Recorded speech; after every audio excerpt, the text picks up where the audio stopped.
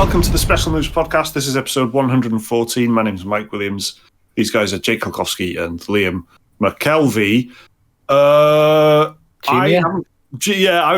felt like a junior. That was a junior one. Yeah. What have you been up to, guys? What have you been up to this week? Ooh, first week back for work for me.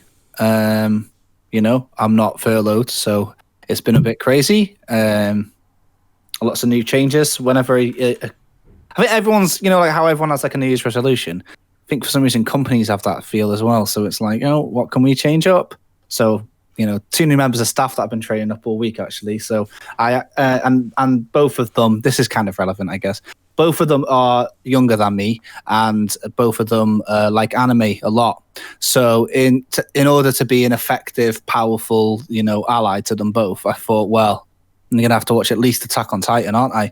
So I've been cramming in Attack on Titan in my spare time, which has kind of taken about 8 hours away from gaming. But then I remembered, you watch it and it's a bit negative, isn't it? It is a bit all like, oh, I'm not very happy, So I thought... The anime show, yeah? The anime, yeah. Everything feels a bit overwhelming for them all, and they're all whinging all the time. Yeah. So I wanted to just take the edge off a bit. So I reinstalled Dark Souls remastered, and I've just battered Quelaag. Yeah. So it's about to go off basically. So I've done that. I've started as a pyromancer, and I don't know if it's a mix of I've done it loads of times now, or it's because I'm fresh off the back of Demon Souls or what, but I'm playing as a pyromancer and it's just a joke. The game is just a bit of a joke. Do you know what I mean? It's not hard when you use a magic. Pyro is just easy mode. Yeah. Maybe it's because you've been watching Attack on Titan and seeing what all those people are going through, and Dark Souls isn't, your trials in Dark Souls aren't anything compared to the palate cleanser, if anything. Yeah. So I've been doing that, which I won't talk about. But I've also been playing some other games, which I will talk about. So I played the Monster Hunter Rise demo, and me and my daughter have been playing 2-player Stardew Valley, which is actually really good. That's good. Nice. Yeah. So more on that later. What about you guys? I have also played the Monster Hunter demo. I finally sat down and got a good ways into Dragon Quest XI Definitive Edition, because I've been putting off that game for a good 2 years, whenever it originally came out. I own it twice, the original version. I have the PS4 version and on PC. Yeah. And yet I've only just started playing it now when it's come to Game Pass for the Definitive Edition. So you're playing it on Xbox, yeah? No, I'm playing it on the PC Game Pass. Okay. It looks very nice. I was kind of worried that because it's based on the Switch version, it's going to look a bit shit. But it looks quite nice on PC. I finally got a good ways into that. By a good ways, I mean 5 hours. So I've still got 95 hours of game left, or however long it is. And then played a bit of... What else have I played? Maneater. I played that. I finished that because it was on PlayStation Plus. And for whatever random reason, I downloaded Forza Horizon 4 again and just played that for a bit yesterday. You've got a bit of the bug, haven't you? It's after Dirt 5. Yeah. I wanted to drive around fake Britain in my Honda Civic Type R. The lockdown's getting to you, mate. That's what it is, isn't it? You just want to see the roads again, the streets, the buzz. Well, honestly, I kind of think, when we did our, best game awards, whatever, I kind of wish they said best ongoing game Forza Horizon 4 now, because they're still adding stuff to that game, and there's so much more new stuff. I haven't played it properly since launch, I guess, and there's so much new stuff in there. It's kind of insane. How old is the game now? Is it 2008 or something? It's 2 years ago, 3 years ago? Oh, I don't know, actually. It's not older than 2 years. But okay. Yeah, I downloaded that again. And then I think that was it, pretty much. That's all I've really played this week.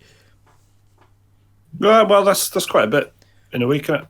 I haven't played anything really. I've been back in work as well, and thinking about work when I'm at home, and watching Attack on Titan? Watching absolute crap on telly. Nah, not anywhere near that good. Been watching crap on telly, and a bit of reading. I started reading The Lord of the Rings. I got a paperback copy. A real book?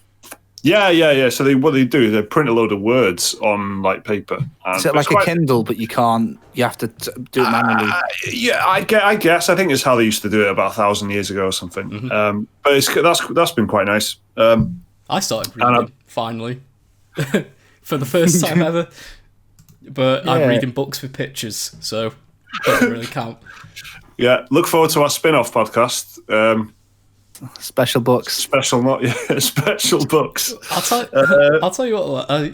For whatever reason, when I started Dragon Quest on the PC, I was just using an Xbox controller plugged in with a USB cable, and then I remembered I've got a Wi-Fi card in my PC that has Bluetooth, and I thought, well, why don't I just connect my controller through Bluetooth? And I did that, and I'd never felt so happy. You know, I don't know why. Like, I thought this was somehow related to books, right? And I was like, I had Bluetooth and I went to connect it, but I accidentally connected my fucking Kindle. Yeah, and I've been listening to an audiobook while playing Dragon Quest. Oh, Dragon Quest is basically a fucking book. I went back to like 2005 when we first got wireless controllers, and I forgot how nice it was, and I rolled my computer chair back playing Dragon Quest. And I'd never felt so cozy in my life. Well, I mean, I do get that, you know, because when Hades came out into early access, I smashed it on Epic Game Store. But I was using a wired Xbox, well, not a wired controller. I was using an Xbox controller wired. But I probably got Bluetooth in this. So yeah, but I just guess I didn't think of it till you've just said it. Yeah. So I know what you mean. You'll be like, oh, well, and of course. when you do it, it'll feel so great. Like, yeah, appreciate the little things in life. You do one of these, don't you? Look, you just do a little. I mean, just a little roll, just a little half-like roll. Yeah, it makes it. For the audio listeners, there, I don't need any explanation. You know exactly what I was doing. The little roll back when you just go, all right. That was the highlight of my gaming week. Yeah. Figuring out I could connect my controller wires without wires. It sure sounds like the first week of January, then, doesn't it, guys? Yeah. Overall, yeah. I mean, I've been playing stuff. You know, the last week that I did, you know, the week before, I played so much over Christmas that I kind of, you know, I knew it would be like this, and I knew as soon as I was back at work, I wouldn't have the time and that. But there was one thought that I had before the last podcast that I didn't mention was I did another. So, you know, I said I got into Ghost of Tsushima again, and I'm enjoying it, and it is good, and it's a nice time. I also tried to get into Days Gone. Like the other big like PlayStation kind of thing that I've always kind of ragged on, but I never had actually played that, and I think it's in the PlayStation Plus collection, but it was free anyway, so I downloaded it and played it, and all the thing that was kind of overwhelming to me was that playing Days Gone makes it really, really clear why the people who love The Last of Us love The Last of Us. Because when you played the Days Gone kind of like the storytelling and stuff was just it's just to think that, you know, The Last of Us Part 2. When did Days Gone come out? 2018, I think. Yeah. Was it? Yeah. Okay. Yeah, so it was a couple of years before. What was it? A year before Last of Us Part 2, or 2 years before Last of Us Part 2.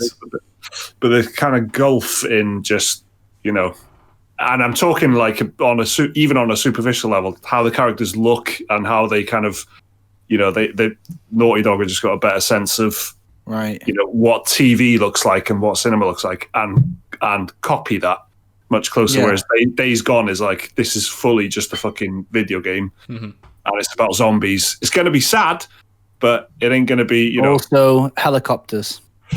There's always helicopters in a zombie storyline for some reason. And there's normally at least more than one. Like there's like at least 3 helicopters. So keep an eye out for that when you're with Deacon St. John. Well, I've uninstalled it. Yeah, I uninstalled it. I really did. I didn't get on with it. Really, the motorbike bit. I was kind of hinging on the motorbike thing for me a little bit. And I was like, if the motorbike stuff is good, then I'll that's stick with fresh, it. Fresh off the back of Cyberpunk 2077's vehicle controls, like you were hoping that maybe Well, the you could bike get actually something. works in Days Gone. Yeah, which is more I have to for the give it that. cars. Yeah, you can get from A to B in it, which is a big positive. But yeah, so the PlayStation exclusives that I didn't love experiment has resulted in Ghost of Tsushima being a big thumbs up, and I'm going to keep playing it, and Days Gone being a big thumbs down, and I'm never going to play again. Yep. Well, Cyberpunk as well, brought it up. I claimed the refund. Sony Did said, yeah. So Sony said, no questions asked. You can just claim a refund on Cyberpunk 2077 if you bought it on the PSN store, and I did. So I had to wait a while. I did have to wait a good while before I got my refund, but I finally got my Cyberpunk 2077 refund. So I've got basically a whole other game's worth of PlayStation Wallet that I'm sitting on now. I don't know what to do with it, but I don't know if that's still an option for people who have got Cyberpunk, the digital copy. And I do think that it was sometime early January that it stopped. I have a feeling we've just missed the sort of cut-off window. Really? I think it was like a 2-week window or something like that. Right. Speaking of that, when I was just saying about Cyberpunk, I remember looking. I think it was somebody asked for the link to the podcast. This is like a month and a half ago or something like that. So I said, yeah, okay, well, what do you listen on? And I'll get you the link. And I think they was listening on Spotify. So I went to find our podcast on Spotify. And then I clicked on, instead of clicking on our podcast, I accidentally clicked on the gaming tab. And I swear there was a brand new podcast that had just started. It was about all things Cyberpunk 2077. And I remember clicking on it and they were all so excited and they were all really up for it. I wonder how they're doing now. I hope they're okay. Because that must be a weird podcast. Because what I just thought of when I said about Cyberpunk 2077, I thought, funny. It's like Game of Thrones, isn't it? Hype. No one fucking cares no more. Apart from the Game of Thrones was good for 7 or 8 years. Yeah, which is good. 2020 and now people was the year of disappointment, just in every single regard ever. Yeah, it's so for them starting a Cyberpunk, I am tempted to kind of, just check they're okay. Because what is it now? It's just a bug reporting podcast, isn't it? So yeah, so Cyberpunk 2077. So Liam finished it, you refunded it, and it's dormant for me at the moment.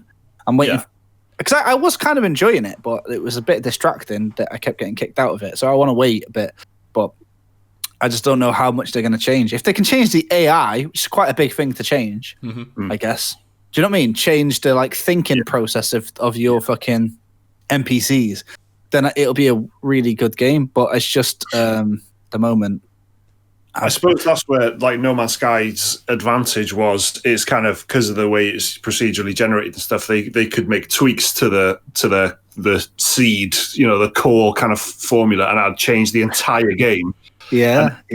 So it changed it. But whereas in Cyberpunk, is a lot of details that they have to manually. Imagine 3 months ago telling people that Cyberpunk would be closest, likened to No Man's Sky. It'd be laughed off the internet. It's most closely likened to No Man's Sky at its worst. When No Man's Sky was. As in Cyberpunk is now as the best Cyberpunk can be. Is a No Man's Sky-esque story. Yeah. Do you know what I mean? That's the best it can hope for. It has this No Man's Sky-esque. I can see them around August this year coming out with a Cyberpunk Definitive Edition, Enhanced Edition. Like they did with Witcher 1 and 2. I reckon they'll probably do that with Cyberpunk. It must be kind of annoying because it's now fans are kind of already all right, Cyberpunk's one thing or the other. Surely everyone's just kind of all right, cool. But the thing that we all want now is the next gen upgrades for The Witcher. But they're not going to happen now, are they? Because they need to fix their fucking game. So it's a bit of a shame. And there's a whole fucking economy around the game getting better, because there's going to be 18 months now of, is Cyberpunk good now ? And that's going to be YouTube videos and articles and anything that you can monetize with a question mark and a headline. 7 minutes of a man alone in his room reading patch notes. Yeah. So a game that he probably hasn't even played past the first hour of. Yeah. That's going to be good. So there's going to be a lot of that, and there's going to be there's going to be interviews and stuff, and there's going to be a whole media thing around it for the next year and a half.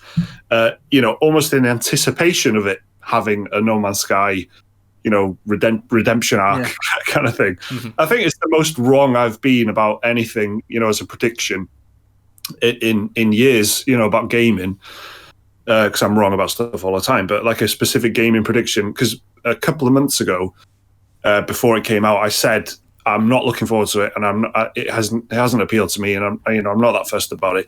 However, I don't think it will be a disaster. I think it will be at least good, which feels like the biggest kind of miscalculation I've ever made. Did I tell you that thing about? Did I tell you that? I think I told you. I can't remember. Did I tell you that I went on Reddit to make some people feel bad about themselves because I saw it at Gamescom, and then I just kind of left a comment saying, "Guys, please don't get your hopes up because it's not." And then I got downvoted to fuck, and then I just replied a year later, "How's it going, guys? Everyone having a nice time?" But I don't know. That's the thing that was annoying because I was hoping it would have come along loads since I had seen it in the flesh, and I didn't want to say that on the podcast. I did a couple of times, but it's not a very nice positive thing to say, is it? I've seen the game and it looks not even just not good, it looks like shit kind of thing. So well, Cyberpunk, this is it. It's all anyone's saying about it now, but it I reckon it can do it. No Man's Sky can do it, right? Then Cyberpunk can do it. Well, that's what I mean though, because No Man's Sky, it kind of, I don't want to demean what Hello Games have done at all, because it is incredible and it's one of the biggest success stories in gaming at this point. But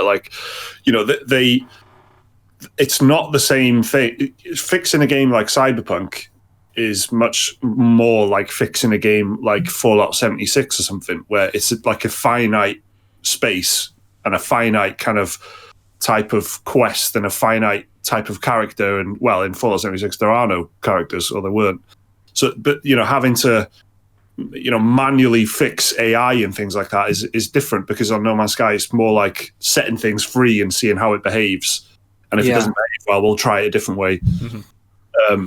There's infinite possibilities for that to go wrong. But you're really on rails compared to No Man's Sky and Cyberpunk, because there are only a certain amount of quests, like you say. Yeah, you're right. And I just think it's and of course Hello Games weren't backed by the British government and one of the top earning companies in the UK, so that's embarrassing. But should we talk about a good game? Well, hang on. We seeing as we're on it, we have got an email about it, so I'll just read it out super quick. So if you want to send us an email, the address is dearspecialmoves@gmail.com. That's dearspecialmoves@gmail.com. Send us emails about anything you want. If you've got opinions, questions, if you disagree with us, if you happen to be really enjoying Cyberpunk, or if you think I'm an idiot and Days Gone is the best game ever, send me an email. Don't leave a YouTube comment. Or you can, do leave a YouTube comment. Do both. Write a YouTube comment, paste it into an email, put Dear Special Moves at the top, and put your name at the bottom, and then send it in. So this one is from Amer from New Malden or New Maiden. He says this: Dear Special Moves, I've been watching your podcast. Sorry? Well, where? New Malden? New Maiden? Yeah. New Malden or New Maiden. I don't know. All right. Well, sounds like a planet. Right, Let me know. Follow up. Yep. All right. Dear Special Moves, I've been watching your podcast for a long while now, since the beginning, actually, as I remember the PGG days. I'd like to preface this by saying The Witcher 3 is my favourite game of all time. The build-up years to the release of Cyberpunk made me feel like there was some CD Projekt Red cockiness afoot due to the insane amounts of hype that there was online. I bought the game on release as I figured it would be, at worst, just a good game, and I had the goodwill of the Witcher franchise putting some level of trust in the developers. 40 hours of playing later, and I was honestly done. It wasn't the annoying and sometimes game-breaking bugs, it was the lifeless feeling that the game gave me in so many ways. The story had some good beats, but even that felt a bit lackluster at the end. I didn't feel like continuing. I didn't even pay attention to all the promises that CD Projekt Red made as much as some, but I still felt molyneuxed. Wanting to end the year on a high note with this winter sale, I picked up Yakuza Like a Dragon. Now, if you want to see badassery, hilarity, heartbreak, weirdness, and absurdity wrapped into the most epic sincerity that there is, give this game a shot.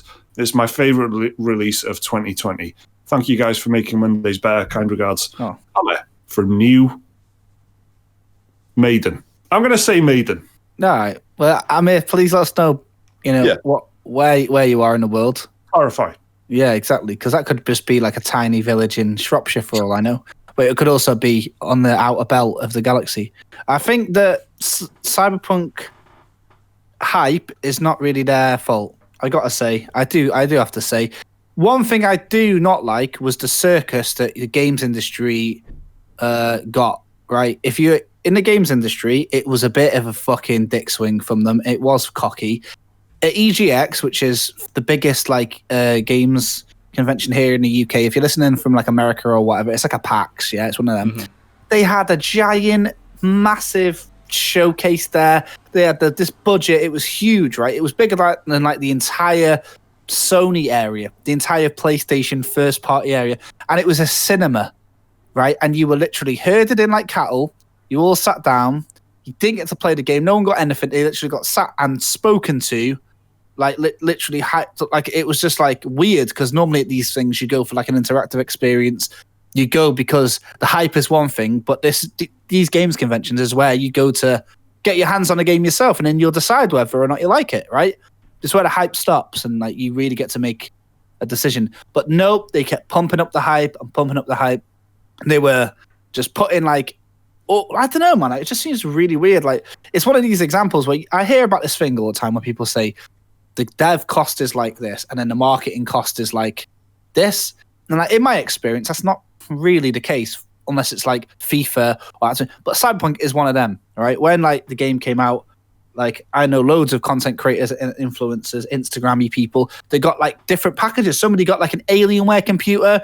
Somebody else got Cyberpunk branded Adidas trainers. Somebody else got an Elgato Stream Deck. Like it seems like that was them. That's them hyping on purpose, right? The marketing was their fault, but the hype from people who like The Witcher wasn't, right? But what I always wonder is when it comes to all this, did they know the game was going to be like this? Did they know it was going to be this bad? And that's why they spent all that money on getting like influencers to push the game, because they thought somehow that they weren't going to be as critical as like a Jason Schreier type character. Because that's the thing for me that I just, whenever we talk about Cyberpunk, I can't ignore.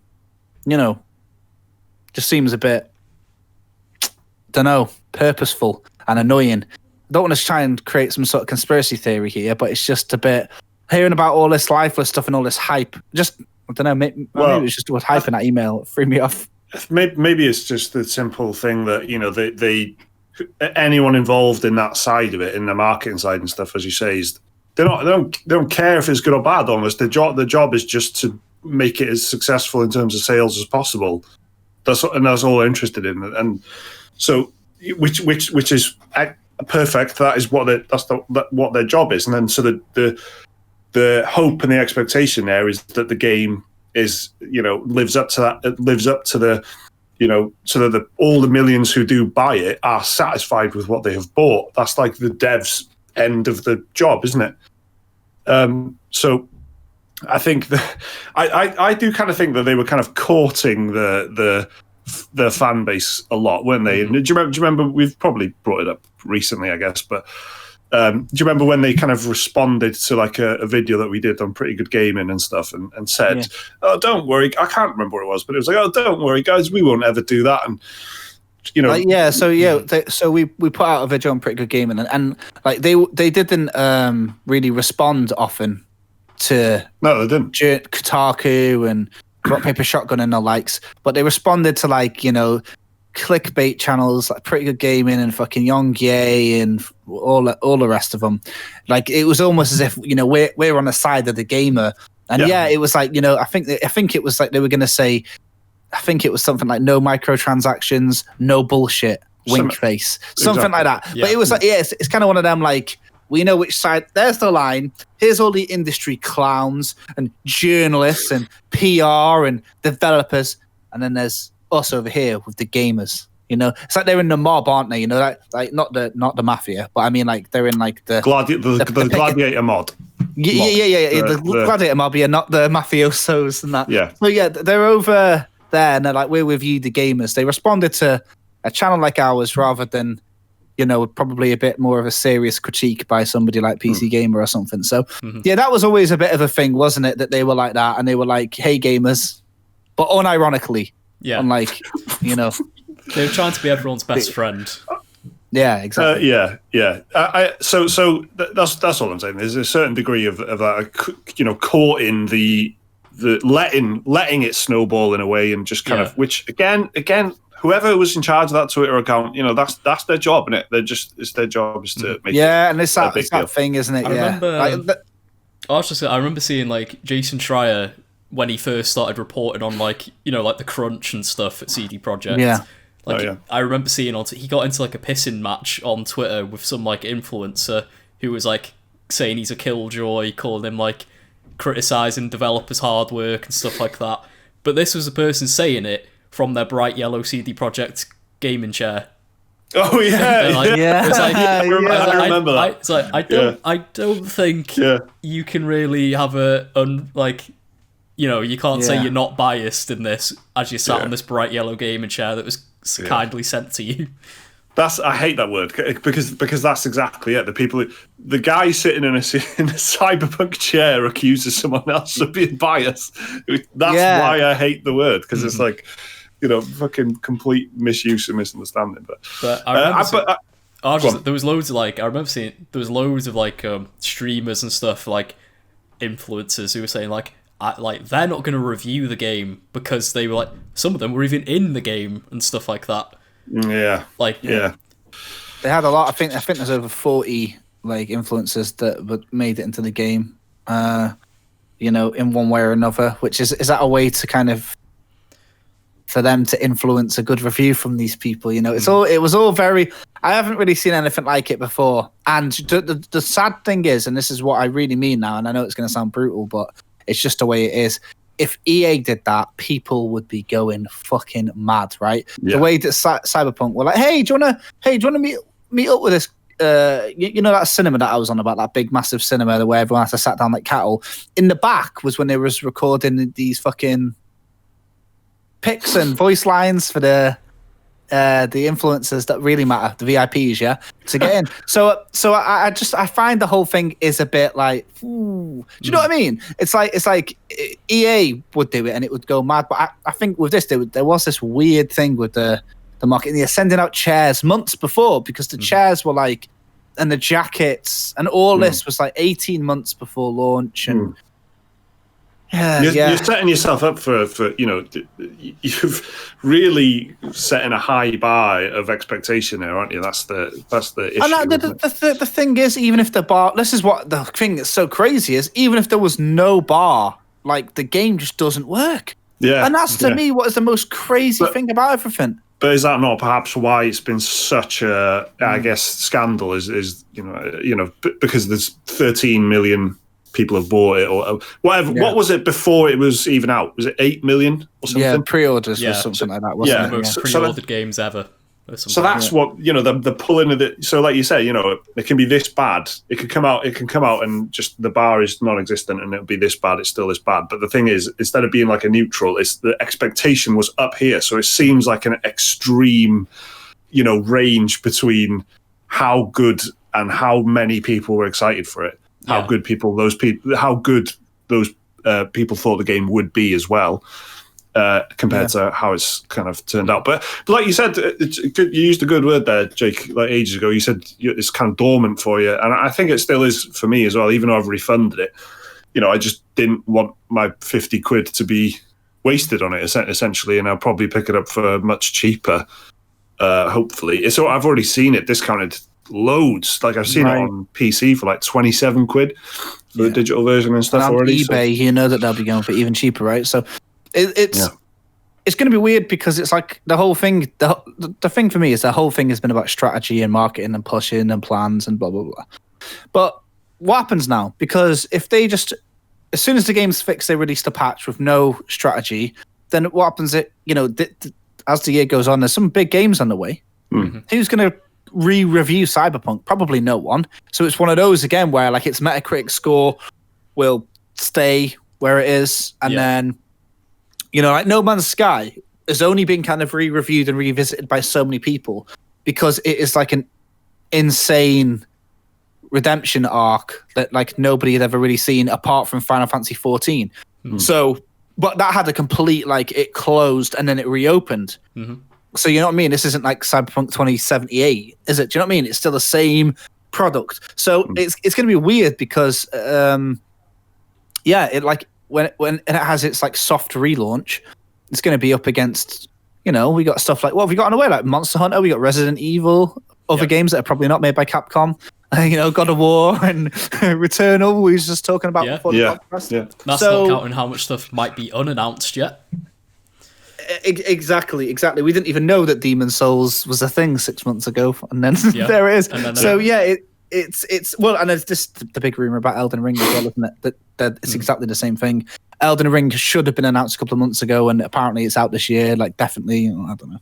But we'll see. Cyberpunk is really weird. It's you know, the risk of like sounding too pundity about it. It is kind of a really weird situation in gaming. So if you're into this, like we do podcasts about gaming all the time, the situation is so weird and almost unique that it does make for interesting topic, I guess. It's just a bit negative, isn't it? So it's hard to not moan about it. Well, yeah, but you know, make a better game and then people to, you know, but you can't ignore it either, can you? You know, and it's not like we're ranting about stuff every week, are we? We're just kind of having a little chat. Oh, we're not, and I'm not exactly swimming against the current with this one either, are we? That's it's the safest bit of thing we've done, really. But all right, then. So let's talk about something that we have actually played and enjoyed this week. I don't know what guys want to talk about Monster Hunter, because I think you've both played it. Yeah, let's go. So Monster Hunter Rise is the new Monster Hunter, which is coming out in March. There was a sizable but limited, I guess, demo that came out this week. It actually like crashed the eShop over here in the UK because of the you assume so. The exact minute that they pushed the thing, it was down for a while, and then in the morning again, the peak time that people get up, it crashed again. And the Monster Hunter series has been handheld for years, but the Monster Hunter World and Monster Hunter Iceborne were big TV offerings like on the Xbox and the PlayStation and stuff like that. Mike was on about Days Gone being part of the PlayStation Plus collection. Monster Hunter World is actually, if you've never played it and you want to check it out. So this is a new one, which is made in that really good engine. Is it, Liam? The Frostbite one? Not Frostbite, the RE engine. The Resident Evil 2 engine, isn't it? It's the one that powers all it. Resident Evil 2, Resident Evil 7, Resident Evil 3, and Devil May Cry 5, I think, is all the games it's done so far. And so, like, when you look at the game's graphics on the Switch, it's pretty impressive, no? Yeah, I thought it looked good. Like, I saw, like, who was it? It wasn't Digital Foundry, but it was another, like, one of the game tech YouTube channels did, like, their analysis on it. And, like, they thought it wasn't running at, like, native resolution or anything in handheld, but I still thought it looked pretty good for, like, what is... Because the maps in it are quite open and large. Yeah. And I thought it looked plenty sharp. And like, it wasn't like, you know, like when you play some Switch games that's like a bit blurry and you can't really make things out on like in the distance. But this looked good. Yeah, it's the draw distance is like, I think maybe where they kind of hold back a bit. I don't know how they're doing it, but the graphics, the fidelity, everything is just like crazy. When you look at like captured footage of it as well, even if you look at it on YouTube on your monitor, you're like, what the fuck? It does look really, really good. It's slick. I think, so I play Hammer, and I had to go with it, and they've really made the Hammer a better weapon by kind of making like the spinning attacks a standard attack now. When you run in, it's easier to get aerials because there's this.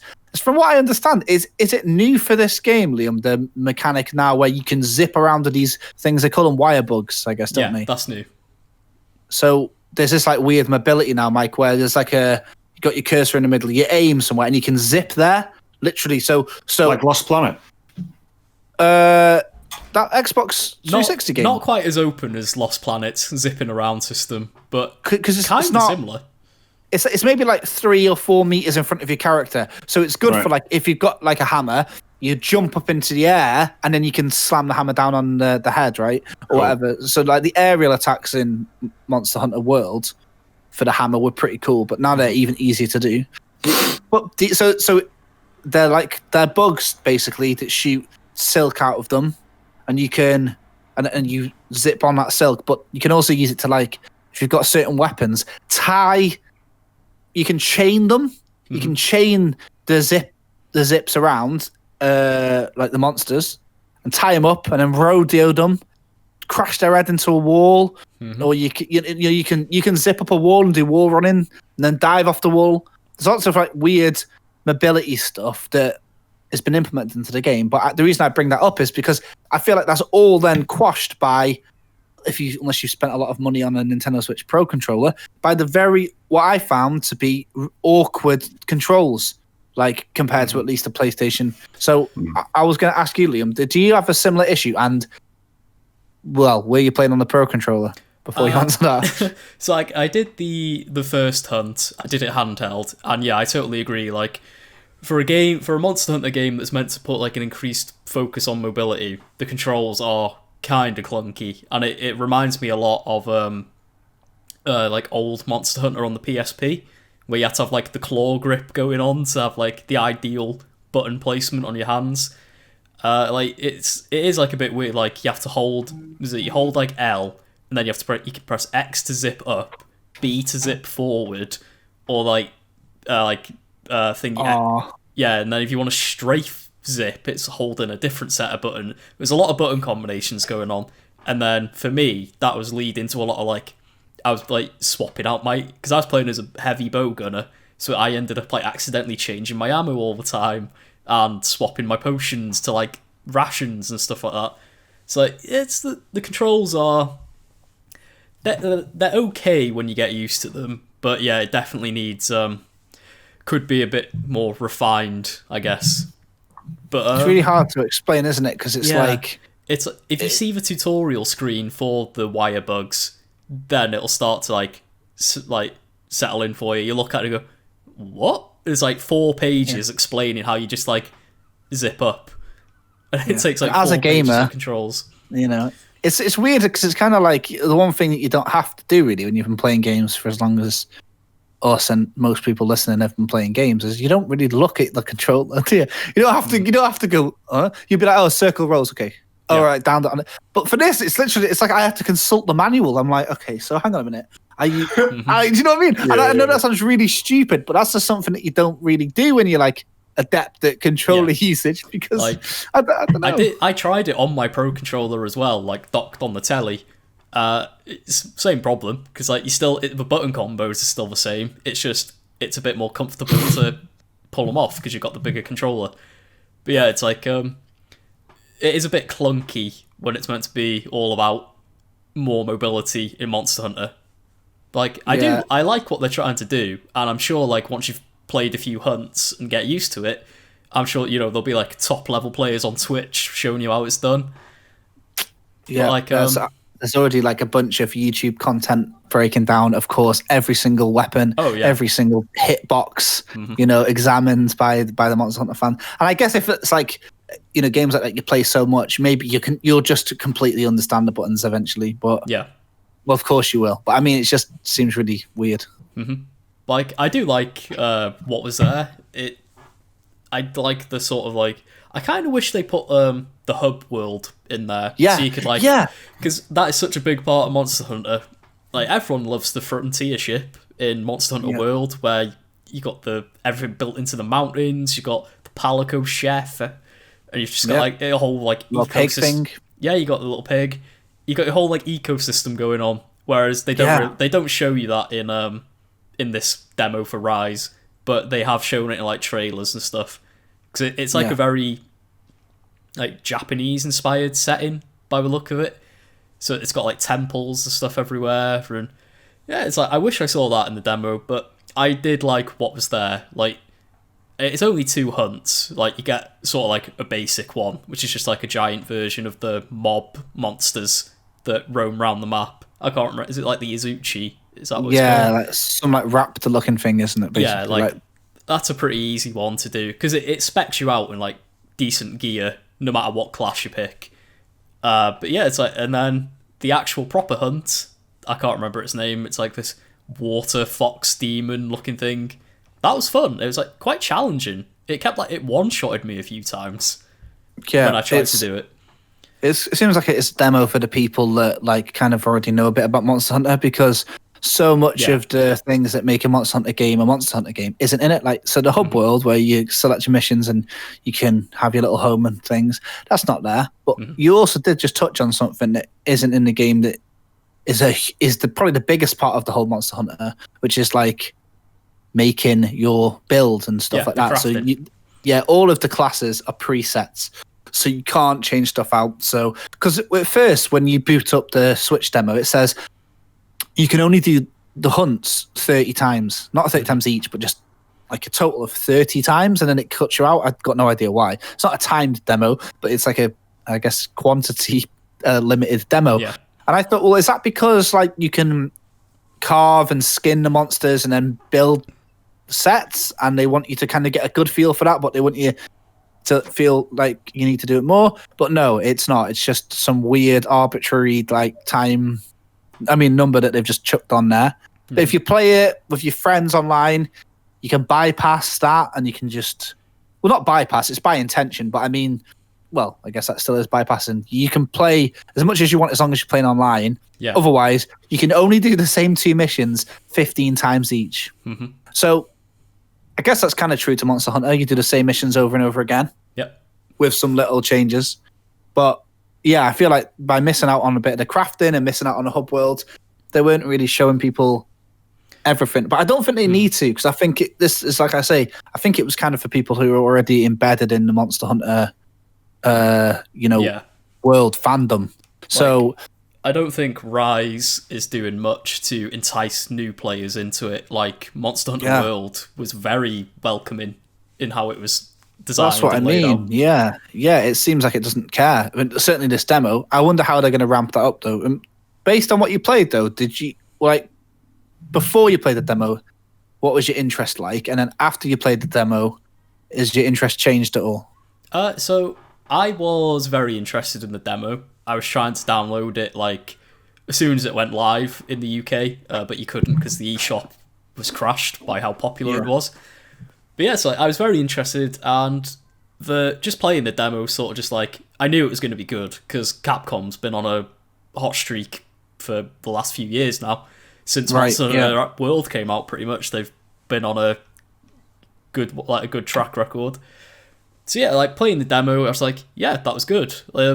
It didn't feel. It reminded me more of classical Monster Hunter than it did Monster Hunter World.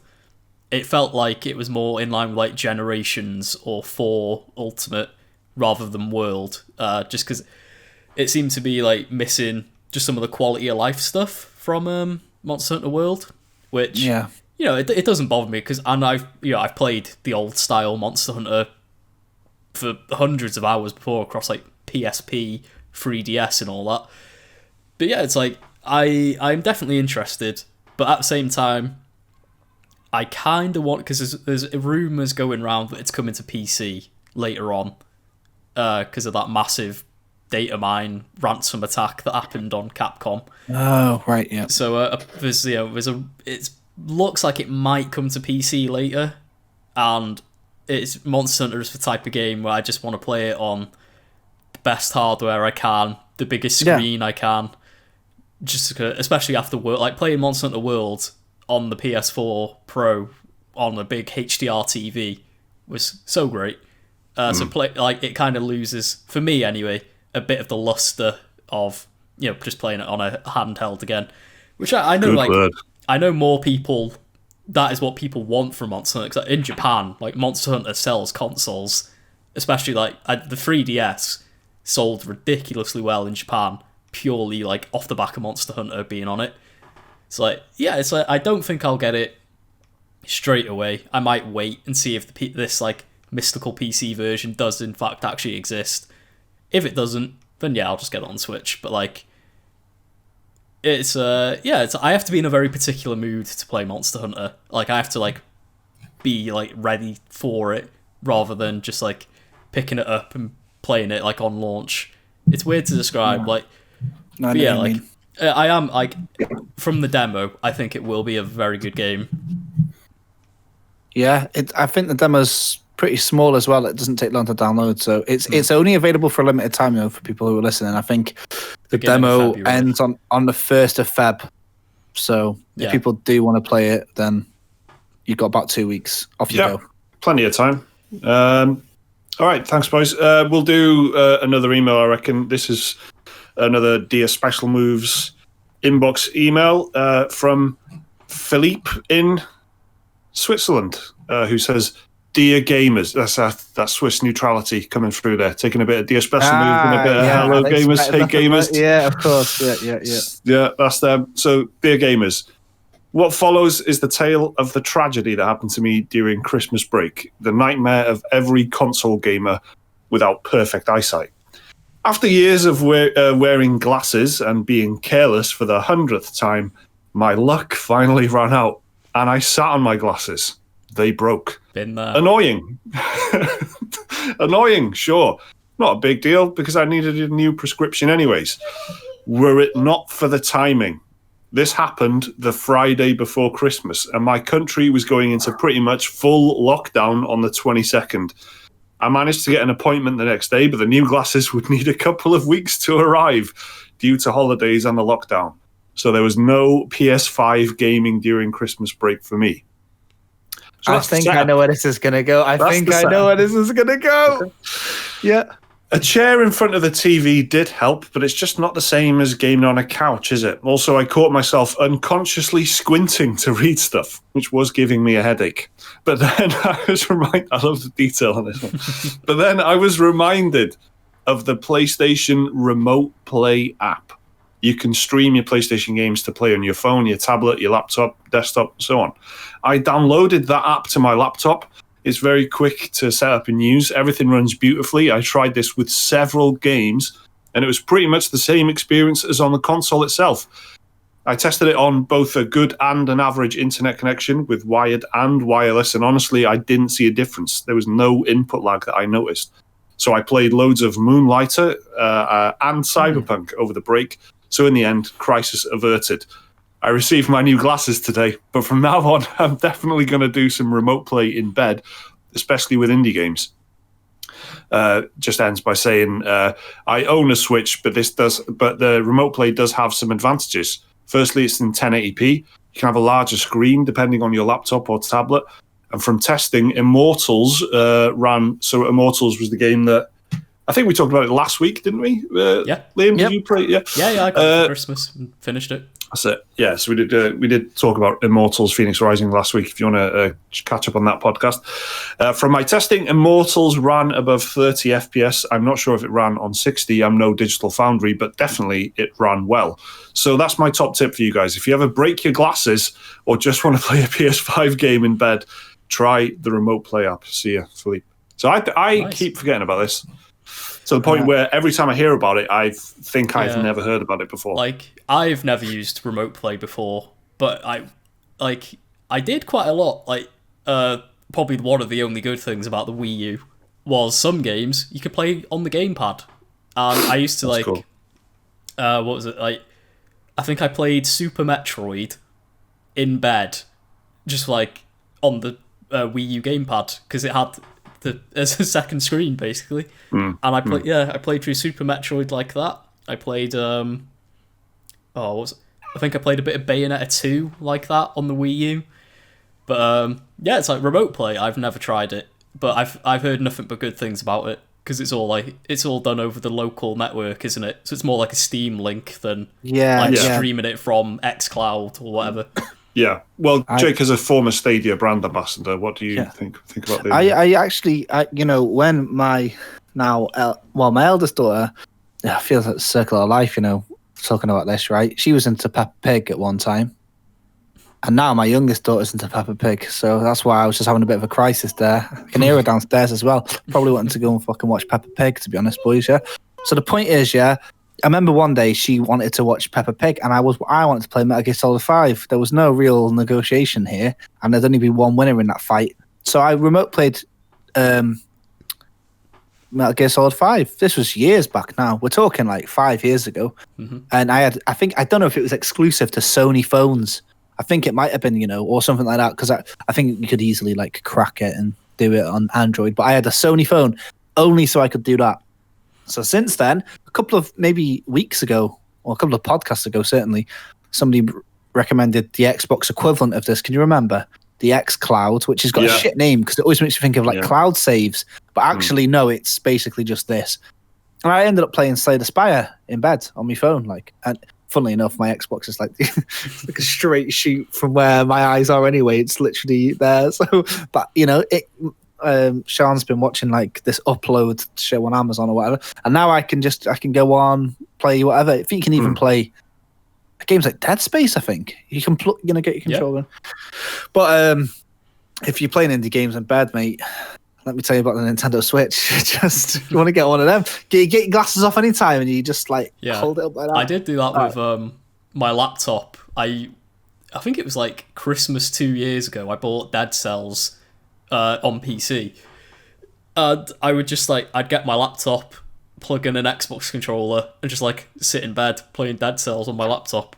And Final Fantasy 14 as well. Dead Cells is the game I tested on the X Cloud for the first game I played on there. Oh, that's funny. Because you need a bit of, you do need a bit of reflex timing on that, and so I thought if there was input lag, I'd tell. But yeah, I think actually that's like the kind of the showcase game. It's one of the ones that comes up straight away when you get on the X Cloud even now. But Dead Cells is one, for sure. I used to play a lot of Final Fantasy 14, just lying down in bed with laptop on the lap, and then just a mouse on my duvet next to me. That's how I used to play. I used to play Tibia like that, but it worked. Oh mate, yeah, that's it. So Glasses Smashers Incorporated. So Google Stadia and probably could work as well. Don't know if you'd get a crisp 1080p without great internet, but it's worth it for Orcs Must Die, to be honest. I mean, you can only get great 1080p if you sat in Google's headquarters, by the sounds of it. yeah, exactly that. So sick. I think that we're gonna probably see a little bit more of this. Kind of not really being shouted about, but I think it'll slowly just be getting better and better and better over time. This playing over the internet stuff.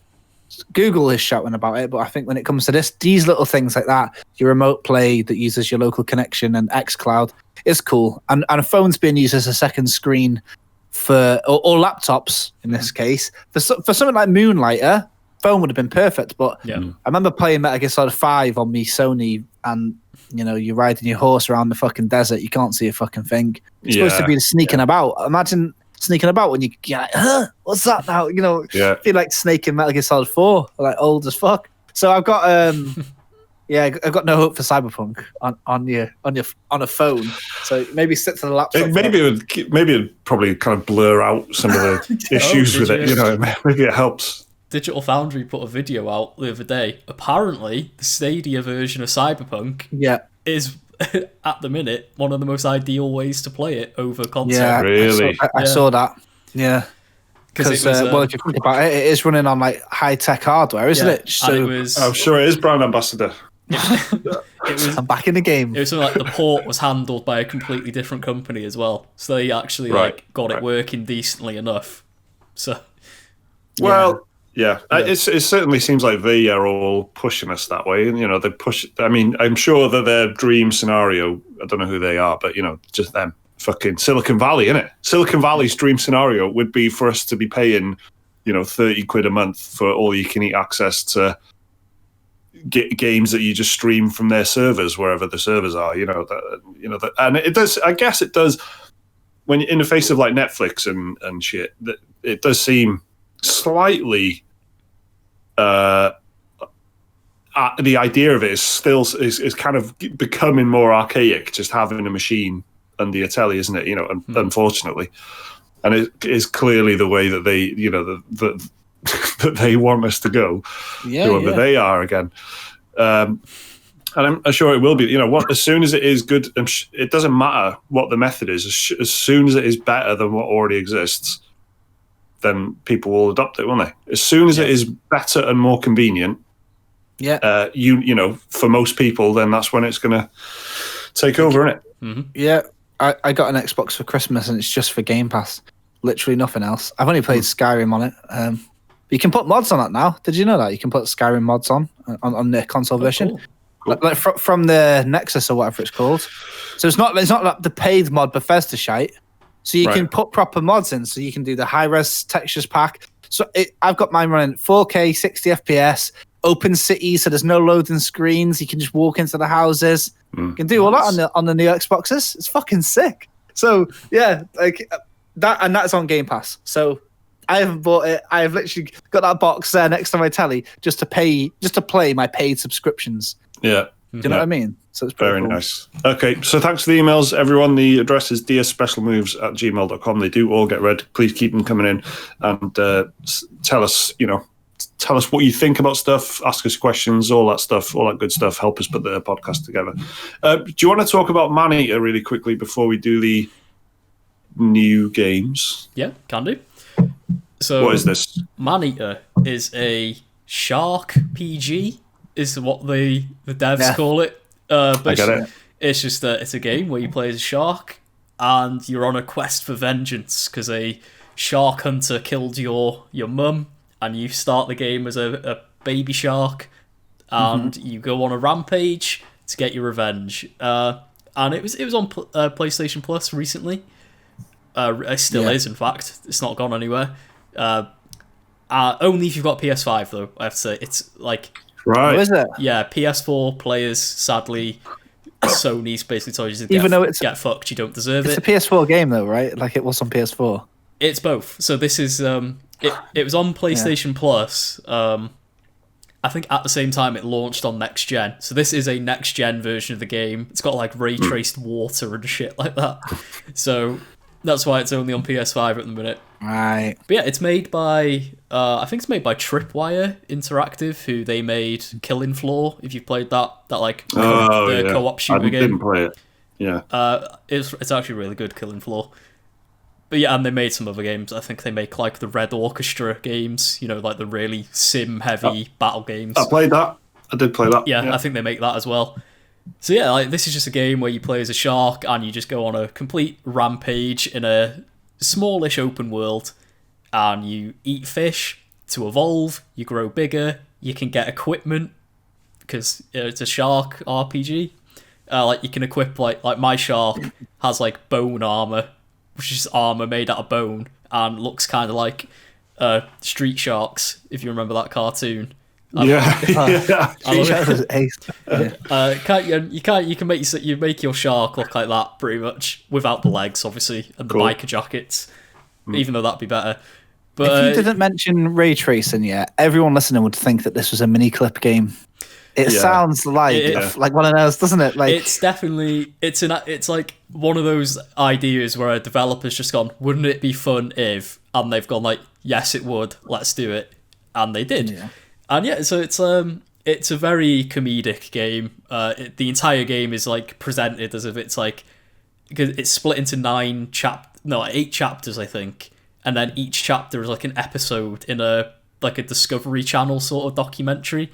Nice. All the cutscenes are presented as if they're like interviews with the fishermen, and like the game is constantly narrated by Chris Parnell, who if you don't know, he's like Jeremy from Rick and Morty and Dr. Leo Spacemin from 30 Rock. Like he narrates the entire game. It's like you'll kill a shark, like eat a shark, not a shark.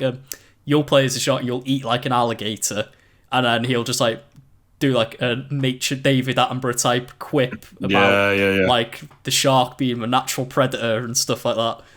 It's like everything you do is narrated by him. But yeah, like the entire like thing of the game is just you go around completing missions and objectives.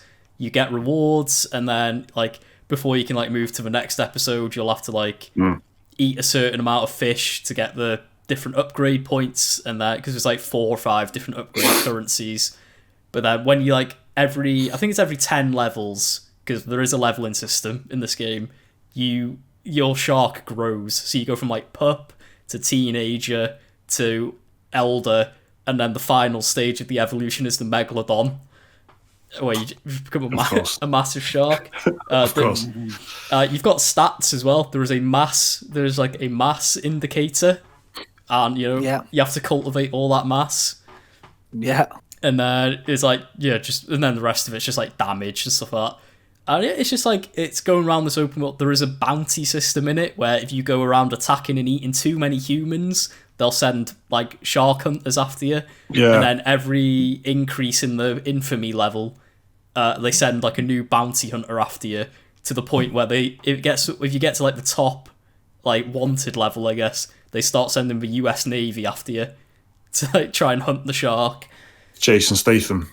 Oh yeah. I wouldn't be surprised. And then the story is nothing to write home about. It's just a shark getting revenge on the fisherman who killed his mum or her mum. And so that's more story than I was expecting, to be honest. There is that's clear motivation. So. There's a whole side plot about the antagonist fisherman and his son, who he thinks is a disappointment because he studied marine biology. There's like a whole side plot with that, and it's just like, it's fun for what it is. It's a very short game. It's like 5 hours long. It's very, very combat heavy as well. It's like a lot of it is you can pretty much just get through the game. Like, so you have different attacks. Like you can do you can grab something in your jaws and do like a tail whip and launch it as like a projectile. You can just use the tail whip to stun like enemies or humans who are hunting you. And then the only other attack you have is just chomp. It's the only other attack. And the basic chomp. The basic chomp. But it's literally just mashing the R2 button is all you do, and that's pretty much the extent of the combat in the game. It's very simplistic. It does get kind of repetitive. Like if you've played for the first half hour of Maneater, that is pretty much the game for the rest of your playtime. The only thing, it changes up like environments every so often. So you start in like a bayou, then you go to like this rundown town that's like got sludge and sewage everywhere. Eventually you work your way up to this like really like high-end hotel park resort type place where it's like all sandy beaches and people like partying on the beach, and you can go on land in this game as the shark. You can like jump out of the water, grab someone off the street and jump back into the water and eat them. That's funny. I jumped onto a boat. I don't know what I was expecting, but I just started like flopping around, and I was like you can jump onto the deck of boats. You can jump onto the deck of boats, thrash around and eat someone, and then just jump back in the water. You'd be like a little jump. And the physics are like very silly. Like you just you literally launch out the water like 20 feet into the air to eat people, and then it's a bit Goat Simulator, isn't it? It definitely is. And I was going to say destroy all humans. It sounds a bit, it has more than a bit destroy all humans. Same message as well. Yeah, it really is. But yeah, it's like it's fun for what it is. Like it is the perfect PlayStation Plus game, to be honest. And I don't mean that to disparage for developers or anything. Yeah, because it is a fun game, and this is if they want to make a Maneater 2. This is a great foundation to work off of. But it's just if you've got a PlayStation Plus subscription and you just want something to play on your PS5, this is ideal. But as a full price, it wasn't full price. It feels like a budget game, Like you can tell it's not like a AAA game with Sony level production value and like insane motion capture and some of the best voice actors in the business, like playing these characters. It's a very small scale game. It is a budget game, but it works well within those limitations. And it's like if you've got it on if you've got a PS5 and you've got PlayStation Plus, it's well worth a go. Like even if you just because it is fun for what it is. You can beat it in like 2 or 3 afternoons. It is fun. I would recommend it. Cool. Right, so that's Maneater, which is on PS Plus right now if you've got PlayStation 5. Okay, so we'll do the new games before we wrap up. There's only a small handful, but a couple of pretty significant ones. New games releasing in January, the week of January the 11th. On the 12th, which is the Tuesday, we've got Five Nights at Freddy's Core Collection, which is out on Switch, PS4, and Xbox One. I mean, Well, I've never played these. I played a bit of Five Nights at Freddy's 1 just to see what the hype was about. And yeah, it's just a sort of, I guess, puzzly type game. Where, it is, isn't it? Yeah, it's like you're sat on a monitor, scary animatronics are coming to eat you. You've got to like block off air vents, ward them off using like sounds and stuff. It's very simplistic, but it gets stressful, I guess, is the thing where it scares people. But yeah, I thought it was like a survival horror game for ages. Right. Like, you know, when you see all the lore surrounding it, or you see all the toys and stuff, and I always remember this is not going to really matter to hardly anybody, but just try and adapt this to your own small rural area. All right, when we were all working together in a physical office, I always remember going to the Bottlewith and Spa, and there was toys there. Yeah. So for anybody who doesn't know what I'm about, right, we live in this random area, literally. Nobody's putting out branded video game merchandise in our local petrol stations, gas stations. But apparently, this one shop, I remember, like when you go to the counter to pay for gas or petrol, and you got all those little, like chocolate bars, candy bars, whatever. There was these like little Five Nights at Freddy's key rings, and I was like, this has gone far now. Like, how's it made its way into Bottlewith and Spa? Like, I always thought it was like an Amnesia type thing, innit? Yeah. But basically, it's not. It's like Liam says, you're just on this. like you're a night watchman, aren't you? Yeah. So, yep.